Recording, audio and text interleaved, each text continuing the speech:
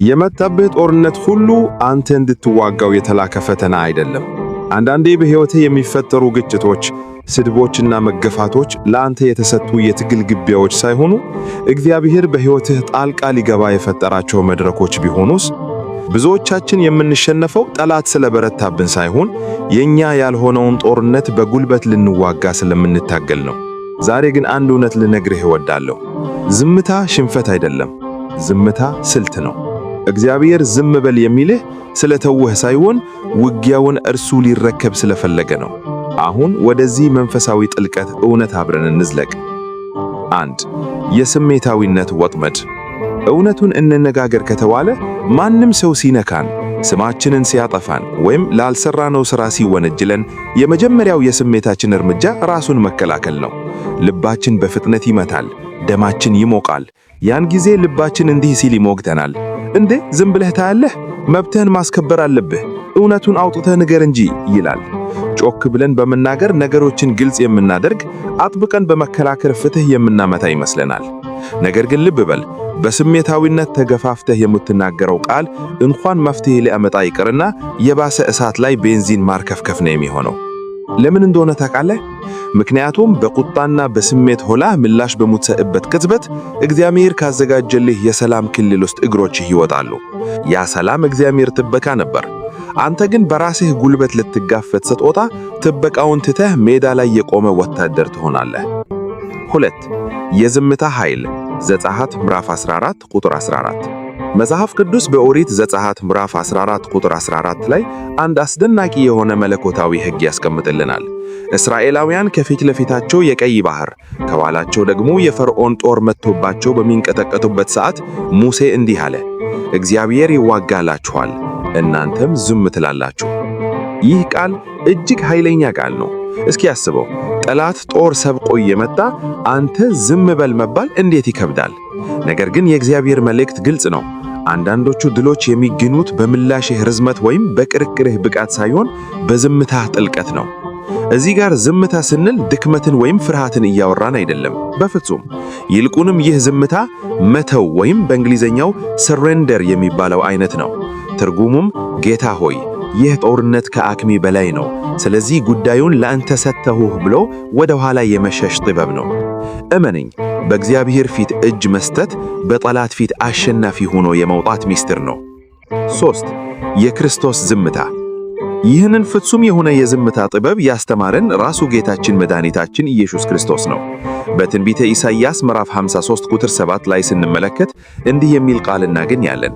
ተጨነቀ፣ ተሰቃየም፣ አፉንም አልከፈተም።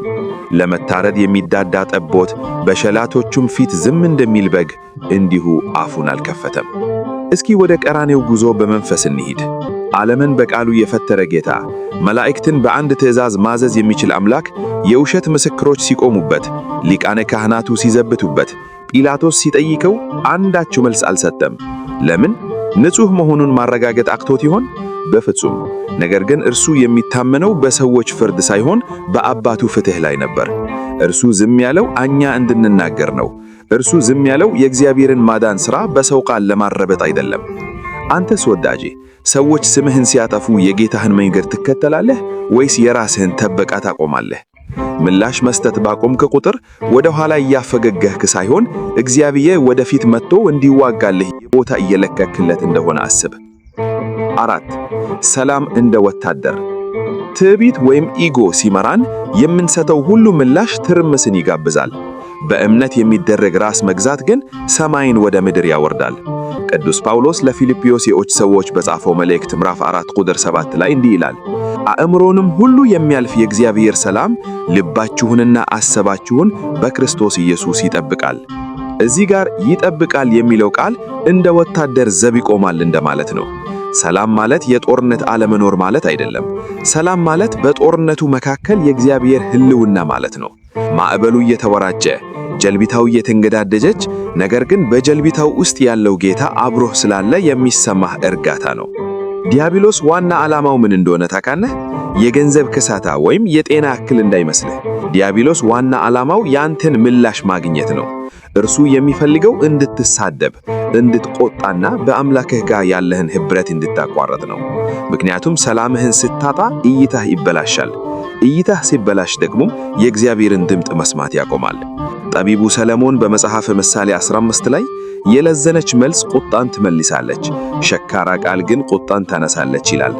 ጠላት ሊያስቆጣህ ሲሞክር፣ አዝራሩን ተጅኖ ሊያፈነዳ ሲታገል፣ አንተ በዝሙታና በለዘፈ መልስ ስታልፈው ዲያብሎስን መሳሪ አልባ ታደርገዋለህ።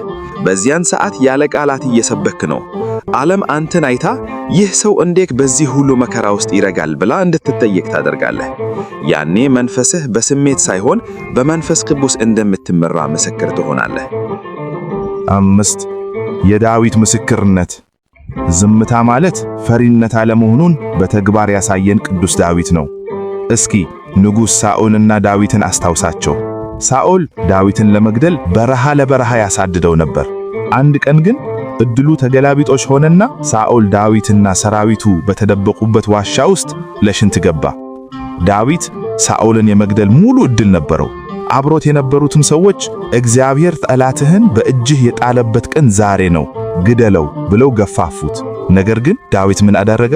በአንደኛ ሳሙኤል ምዕራፍ 24 ቁጥር 6 ላይ እንዲህ አለ፣ እግዚአብሔር የቀባው ነውና በጌታዬ በእግዚአብሔር መሲህ ላይ እጄን እዝረጋ ዘንድ ይህ ነገር ከእኔ ይራቅ አለ። ወዳጄ፣ ይህ እኮ እጅግ ከባድ ፈተና ነው። የበደለህን ሰው፣ ሊገድልህ የሚፈልገውን ሰው አምላክ በእጅህ ሲጥልልህ፣ አይ ፍርዱን ለእግዚአብሔር ተዋለው ማለት እንዴት ያለ መንፈሳዊ ጀግንነት ነው! ዳዊት በቀልን መምረጥ ይችል ነበር፣ ነገር ግን እግዚአብሔርን መፍራትን መረጠ። ጌታ ሆይ ከእንዴቴ ይልቅ ያንተን ፍርድ እጠብቃለሁ አለ። በጊዜው የዳዊት ዝምታ ሞኝነት መስሎ ሊታይ ይችላል። ነገር ግን ታሪኩን ስናየው እግዚአብሔር ዳዊትን እንዴት ከፍ እንዳደረገው፣ ሳኦልን ደግሞ እንዴት እንደሻረው እንመለከታለን። አንዳንዴ እግዚአብሔር የፍትህ ሂደቱን የሚያዘገየው አንተ ራስህን ትከላከል እንደሆነ ወይም ለእርሱ ትተህለት እንደሆነ ሊፈትነ ስለሚፈልግ ነው። መጠበቅ ቅጣት አይደለም፣ ዝግጅት እንጂ። 6. የመስማትና የመናገር ጥበብ። ሐዋርያው ያዕቆብ በመልእክቱ ምዕራፍ 1 ቁጥር 19 ላይ ለዚህ ጉዳይ ወሳኝ መመሪያ ይሰጠናል። ሰው ሁሉ ለመስማት የፈጠነ ለመናገርም የዘገየ ለቁጣም የዘገየ ይሁን። ይህ ጥቅስ አፍን ለጉሞ ዝም ስለማለት ብቻ እያወራ አይደለም። ይህ የሥነ ምግባር ጥሪ ነው። ይህ ራስን የመግዛት ጥሪ ነው። ለመናገር ስትዘገይ እግዚአብሔር እንዲሰራ ጊዜ እየሰጠኸው ነው። ለቁጣ ስትዘገይ ግን ሰላምህን እየጠበክ ነው። መልስ ለመስጠት በቸኮልክ ቁጥር ስህተት የመስራት ዕድልህ ይሰፋል። ቆም ባልክ ቁጥር ግን መንፈስ ቅዱስ ቀጥሎ ምን ማድረግ እንዳለብህ ወደ ጆሮህ ሹክ ይልሃል። ሮሜ ምዕራፍ 12 ቁጥር 19 ላይ ተወዳጆች ሆይ ራሳችሁ አትበቀሉ፣ ለቁጣው ፈንታ ስጡ እንጂ በቀል የኔ ነው፣ እኔ ብድራቱን እመልሳለሁ ይላል ጌታ ተብሎ ተጽፏል። ይህንን ቃል ልብ ብለህ ስማ። በራስህ ጉርበት መዋጋትህን ስትቀጥል እግዚአብሔር በአንተ ሕይወት ሊሰራ ያቀደውን ዕቅድ እየዘጋኸው ነው። እኔ እመልሳለሁ ያለውን አምላክ ቆይ አንተ ተው እኔ ራሴ እመልሳለሁ እያልከው ነው። ራስህን በተፈላከልክ ቁጥር እግዚአብሔር አንተን ሊከላከልበትን መንገድ ትገድባለህ። አንዳንዴ ትልቁ የእምነት መገለጫ ምንም አለማድረግ ነው። ዝም ብሎ መቆም ነው። እጆችን ወደ ላይ አንስቶ ሰማይ አስቀድሞ ከጎንህ እንደቆመ ማመን ነው። 7. እይታን ማስተካከል። ነቢዩ ኢሳይያስ በምዕራፍ 26 ቁጥር 3 ላይ እንዲህ ይላል፣ በአንተ ታምናለችና በአሳቧ ለምትጠነቀቅ ነፍስ ሰላምን ትጠብቅላታለህ። ትኩረትህ በተበተነ ሰዓት ሰላምህም አብሮ ይበተናል። ቅዱስ ጴጥሮስ በውሃ ላይ መራመድ የቻለው ዓይኖቹን በጌታ ላይ እስከተከለ ድረስ ብቻ ነበር። ነገር ግን ወደ ማዕበሉና ወደ ነፋሱ ሲመለከት መስመጥ ጀመረ። የእኛም ሕይወት እንደዚሁ ነው። ዓይኖችህ በእግዚአብሔር ላይ ሲያርፉ ከምድር ስድብ እና ትችት በላይ ከፍ ትላለህ። ነገር ግን ዓይኖችህ በሰዎች ቅፋት ላይ ሲያርፉ ሰላምህ ሰጥሞ በፍርሃት ባህር ውስጥ ትዋጣለህ። ስለዚህ አንድ ሰው ስለ አንተ ሲዋሽ፣ ሲሰድብህ ወይም ካለህ ክብር ሊያወርድህ ሲሞክር ይህንን አስታውስ። ዝምታህ እጅ መስጠት ሳይሆን ስልጣዊ ማፍቀጃ ነው። እግዚአብሔር ያንተን ጻድቅነት ለማረጋገጥ ያንተን ጩኸት አይፈልግም። እርሱ ክብርህን ለመግለጥ የሚፈልገው በአንተ ታዛዥነት ብቻ ነው። ስለዚህ ወዳጄ በሚቀጥለው ጊዜ ስሜትህ ተነሳሽቶ ለምላሽ ለመስጠት አፍህ ሲከፈት በረጅሙ ትንፍስ። ለራስህም እንዲህ ብለህ ሹክ በለው፣ ጌታ ሆይ አንተ እንደ ቃልህ ተዋጋልኝ፣ እኔ ግን አርፋለሁ። በመዝሙረ ዳዊት መዝሙር 37 ላይ ያለውን ተስፋ ቃል ይዘህ ሂድ። መንገድህን ለእግዚአብሔር አደራ ስጥ፣ በእርሱም ታመን፣ እርሱም ያደርግልሃል። ጽድቅህንም እንደ ብርሃን ፍርድህንም እንደ ቀትር ያወጣልሃል። ዋጋህን ለማረጋገጥ መጮህ አያስፈልግህም፣ እግዚአብሔር አስቀድሞ በልጁ ደም ዋጋ ከፍሎልሃልና። ስምህን ለማስከበር መታገል አያስፈልግህም፣ ስሙን በአንተ ላይ የጠራው አምላክ ስምህን ይጠብቅሃል። እርጋታህ ምስክርነትህ ነው፣ ሰላምህ ኃይልህ ነው። ራስህን በገዛህ ቁጥር መተማመንህ በራስህ ጉልበት ላይ ሳይሆን በክርስቶስ ኃይል ላይ እንደሆነ ለዓለም እያሳየህ ነው። ስለዚህ አቁም፣ ምላሽ መስጠትህን አቁም፣ መጨነቅህን አቁም። እግዚአብሔር ተባክ ሆኖ ይቁምልህ። የእርሱ የፍትህ ድምፅ አንተ ልትናገረው ከምትችለው ከማንኛውም ቃል በላይ እንዴት ድምፁን ከፍ እንደሚያስተጋባ ታያለህ። ዝም በል፣ እርሱ ይዋጋልሃል። ምስጋና ይሁን አንድ አምላክ ለሚሆን ለአብ ለወልድ ለመንፈስ ቅዱስ ዛሬም ዘወትርም ለዘላለሙም አሜን።